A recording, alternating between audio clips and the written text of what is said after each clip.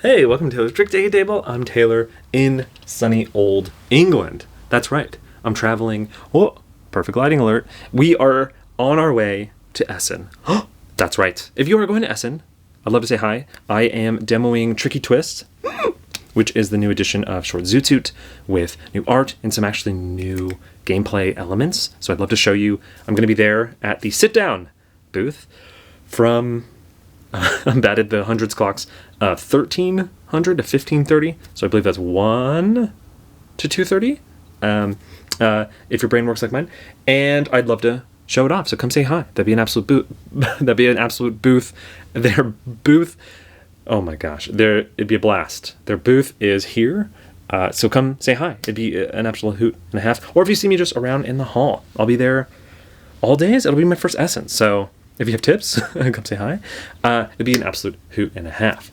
Definitely say hi. So to celebrate going to Essen, we are first and foremost in front of this fun little tea cabinet to show off a couple of German designs. We have Mission Wildlife by Stefan Ford and right here. And then also we have FTW by none other than Friedman Freeze. And the hooks to those games. So Mission Wildlife, the hook it's a competitive game with a ton of tasks. So we've covered Pompiers in the past, and we've covered kind of sick tricks, and also Taiki Shinzawa's Quasars. But this has similar things where you want to do things as a player. But in this one, there are always 3 tasks. And you have like a flash task, which is like based on a certain trick. But then the other 2 are like tasks based on losing a lot or winning a lot. So definitely interesting. I think the biggest hook for me is there's 5 suits in the game. One of them is a trump suit like normal. But one of them, which I think is so fascinating, I wish it was in more games, is a kind of slough suit to where it's a must-follow game, but you can always play that suit whenever you want. Love it. Love it. Love it. We'll go into more details when we teach the play. And then finally, FTW. This is a kind of climbing-ish shedding game where you always are playing one card, so pretty simple. But you want to get down to not really shedding, I guess. You want to have as few cards as possible. If this sounds familiar, but you want to have one high card. If that sounds familiar, so let's go to the table and I'll teach you how to play FTW and Mission Wildlife. The deck in Mission Wildlife is 5 suits numbered 1 through 8. Here we have the game set up for 4 players. So you're going to deal out the cards to each player, and then you're going to flip over a Blitz mission, a Vorschlungs mission, and an Abertur mission. How the Blitz mission works is that is per trick. So it's a lot of different like, let's do it on a trick missions. And then there's going to be kind of like a don't take a lot of tricks, kind of like a weak hand mission, and then a strong hand kind of if you took a lot of tricks mission. These 2 are evaluated at the end of the hand. This one is evaluated like kind of every trick if you satisfy it. So this one over here is most 5s, I believe. So at the very end, you're going to look through all your hand and see who had the most 5s, and then that player is going to win that one. This one is the least amount of odds. So you're going to look through all the tricks you have. You must at least win one trick, by the way, and see who has the least odds, and then that player's going to get that one. And then this one here is win the very last red, green, or blue 3. So pretty wild. So let's go to the trick play. It is must follow. So let's say you played this green 5, coming over to this player. Maybe they play the green 6. And this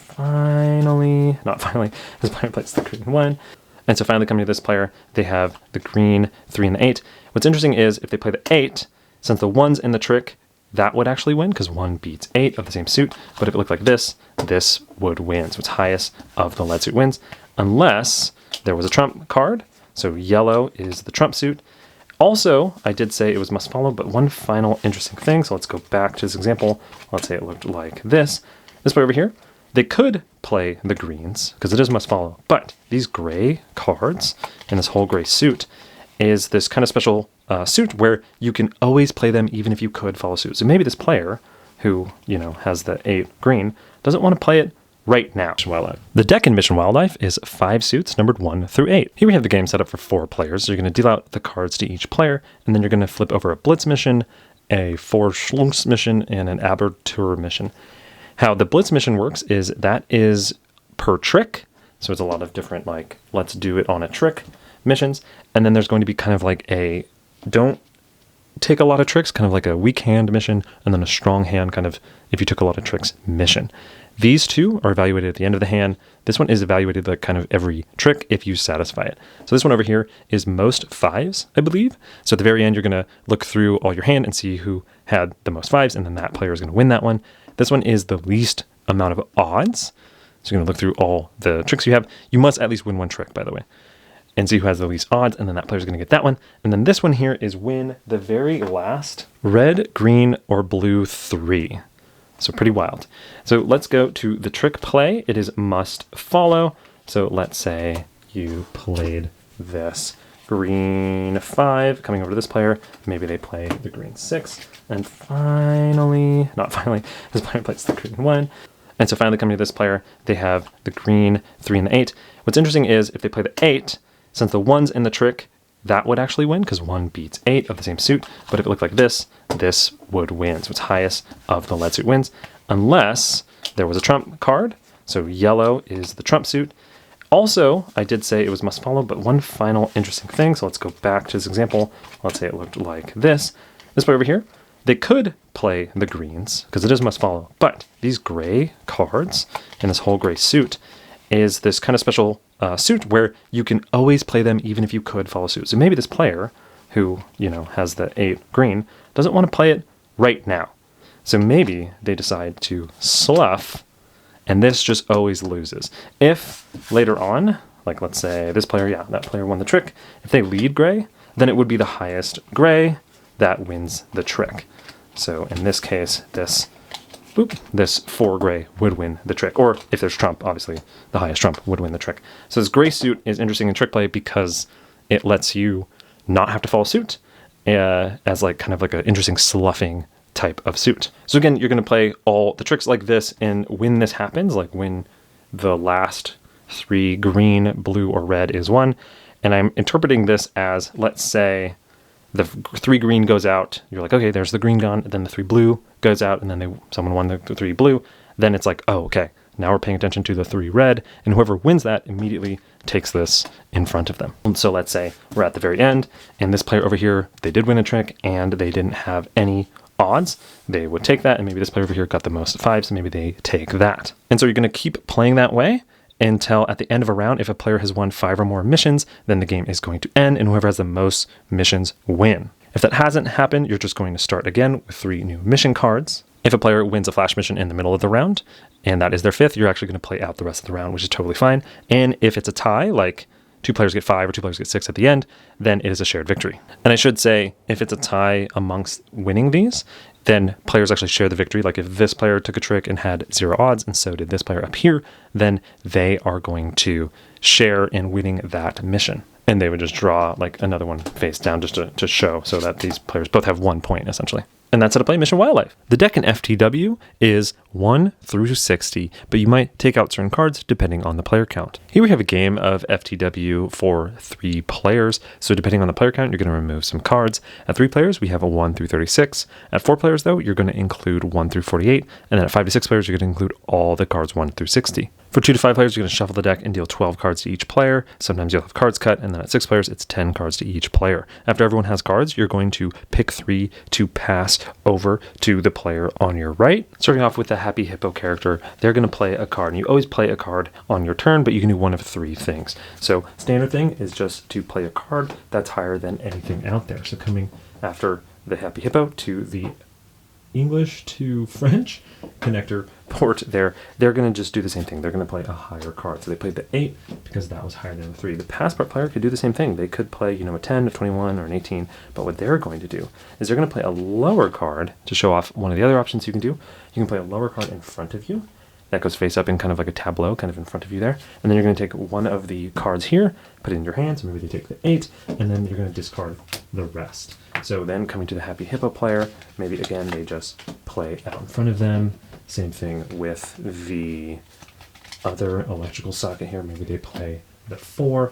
Jumping a bit ahead, the passport played an 18, Hippo played a 20, electrical played a 28. Coming back to the passport, maybe they do it again. They play a low number, they take a high number, maybe they take the 20 for whatever reason, and then this goes into the discard. Now jumping again to the passport player's turn, they are having a great time here. They can do now the third option that I have not shown. So the first one was just playing higher. The second one was taking one of the cards into your hand and putting a lower card here in front of your tableau. Now the third option is using cards in your tableau to add to a card that you played to be able to play on top. So how does that work? Well, looking at this hand here, this player has a 21, which is lower than a 27, but they can play it and discard this 8 to be able to make that a 29. And you can use multiple cards, like let's say it looked like this later on, and it looked like this, where it's a super high card, and the passport player also has maybe this 10 here. You can use multiple cards to boost. So they have this 12 here, and 12 plus 20 is only 32, so they can't play on that, but they could include this to get to 42. And so they'll be able to play that 20, discard both of these, and now they got rid of a card. Play like this continues until one player at the end of their turn has only one card in their hand, and then it ends immediately. And face-up cards in your kind of tableau area do not count toward your face-up hand. So maybe this player right here plays their 26, and then they are immediately done and out, and the whole round stops. How scoring works for the round is once it ends immediately, you're going to look at your cards in your hand. You're going to find out your highest card. So this player has the 23 in their hand, and you're going to get positive points for that card minus the ranks on all the other cards in your hand. So this player here had a 23. They have no other cards, so they get 23 points. But Happy Hippo down here, they had a 24, but they also had a 6. So they're going to get 18 points. So 24 minus 6. And oof, looking at this electrical hand over here, this isn't going to go well for them, I don't think. So they had 22, but they're losing a bajillion points. So let's just say it was like this. They would have lost -2, maybe. I don't know if you can do negatives in the game. Let me check. Nope, if you get negative, it's just 0. So that is how you score a round. You're going to shuffle and replay. You're going to play rounds per number of player, and whoever has the most points at the end of the game wins. And that's how to play for the win. So that is FTW and Mission Wildlife, which I'm using this pain chocolat to represent. Let's first cover Mission Wildlife. As you can see here on this wonderfully framed video, no Mission Wildlife inside. I did not bring it, but I will say, I do love the production. Maybe I'll put up a couple of images of some of the cards. I think it's clean. I think it's crisp. It's fun to see all the different animals, even though, essentially they are just tasks. It does have a fun vibe, especially if you're playing with folks who are into rescuing wildlife. I think that's a really fun theme, which is always cute. We love For Northwood on the channel, where you're actually like talking to different leaders that are animals and trying to convince them kind of not to go to war. I love this fun theme, love fun animals. I know I have a lot of those in my game. So 10 top marks for the production and the art and the theme. And getting to the gameplay, well, we've said at the top that we've played a lot of games with task cards, and it's interesting that, I don't know if it's because I've played those before, but sometimes you only can do so much with certain tasks. It's always, capture a certain card, or capture the most of this, or the less of this, or don't do this with this suit, or don't do this with this rank. A good amount of the task cards we've seen before, which isn't like a knock on the game. It's just like, oh yeah, that's another task. Some of them aren't. Some of them are pretty different, which is fun to look at. A little of them, because it was a translation, thanks to the designer who sent me this copy, so huge bias, I should say. My goodness. Take everything I say with a grain of salt. Whoops. They sent me the translation. But still, there were some things like, when it was like, take the last 2 blue, green, or red, I interpreted that as like the 2 blue will come out, or the 2 green will come out, or whatever will come out in whatever order, but then the last one of those 3 is the one you have to capture, which I think is really interesting in terms of timing, if that is how the task card is, and I hope it is, because that'd be a cool one. So some interesting stuff in there, and there's tasks that benefit losing, benefit winning, and then benefit trying to take a certain trick. And even the losing ones want you to take at least a trick. So I think there's something for everyone.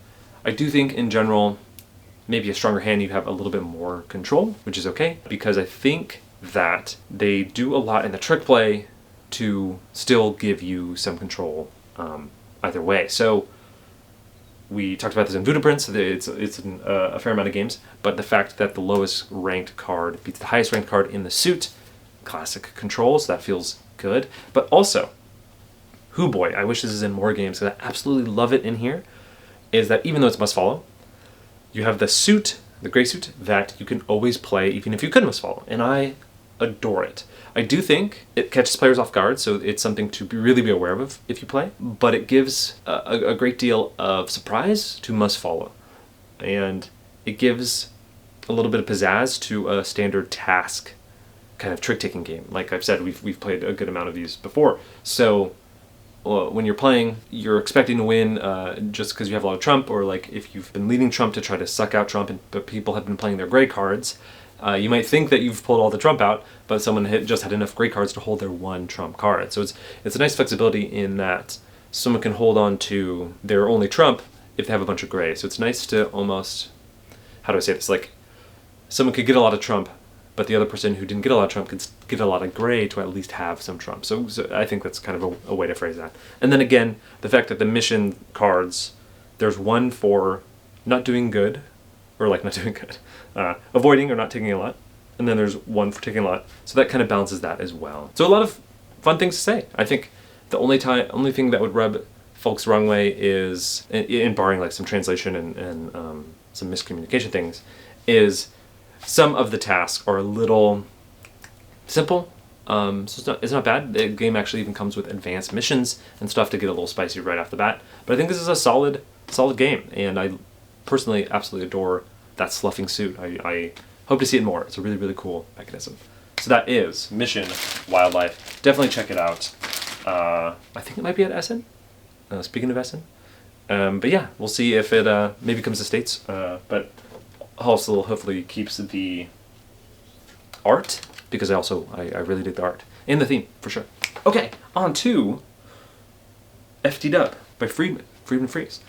This game is interesting in that it is kind of climbing, kind of shedding, and you want to get down to one card that's high. And we've covered maybe a game that sounds like this in the past, but what this one does is it simplifies the gameplay a ton. And it's a little bit of like a polarized game if you've been on the BGG ratings. Like some folks love it, some folks do not love it. There's a quite a discourse on this game.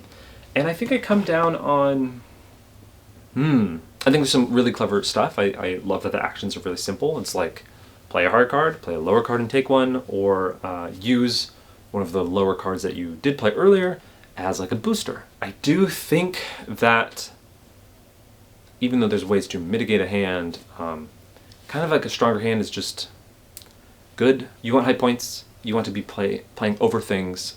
Like in this game, if you get dealt the top 12 cards in your hand, like you're just going to be able to play them all and end the game, like theoretically, right? Usually, or obviously that doesn't happen. And I do think there is a nice moment to where, you know, usually you'll have to play lower, and you know, you won't always be able to play over and shed out really fast in the game. And I think there's a fun moment to where choosing when to play lower with kind of a middling card, because so for instance, some of the strategy is like the middle cards are just like bad, right? They're not the most points, and they're also the most detractors, and they also don't play over stuff. So you really want to get through the middle stuff, because at the end you want to have one single high card, and if you must have other cards, you want them to be incredibly low. So you don't want anything in the middle. So I think part of the strategy is just kind of knowing when to play your middling cards either over, ideally, or under. And I think, unless I'm missing even more strategy, the strategy is always the same. I don't know. And which isn't a bad thing, I guess. It's just a little simple. And I think there's like, I don't know how to say this, but there's certain games that are super deep because of their simplicity, maybe like abstract games, like Devon and the GIF series and stuff. And then there's some games that are super simple, that I feel like sometimes I'm just like going through the motions a little bit. I do think it's clever though. I do think there's a spark there, and I would definitely play. I just don't know if after like a few plays of this, I really would be clamoring to come back, because I think it's a little of the same kind of feeling, flow, strategy that comes to my mind. Of course, tell me if there's other strategy. I'd love to hear it. Kind of scour through a lot of the comments, and even if there isn't a lot of strategy, I still think it's a cool, clever design. I think Friedman made a cool game. So yeah, that's FTW and Mission Wildlife. Definitely check those out and check me out. Whoa, never mind. How do I say this? Come check out Tricky Twist. Come say hi, or say hi at Essen if you see me. That's probably the best. Just come say hi, and I'll say hello, and it'll be a good time. I'll catch y'all on the streets of Essen, and in like a couple days, we're starting our delayed April. Maybe Mocktober? We'll see what we're gonna call it, but that should be a hoot. So a month or so of mocking. Mocking seems mean. I want a better word for it. Aping was always great. Emulating, celebrating other people's styles. Yeah, Celebroctober is what we'll call it. All right, should be a fun month. Catch you later. Bye.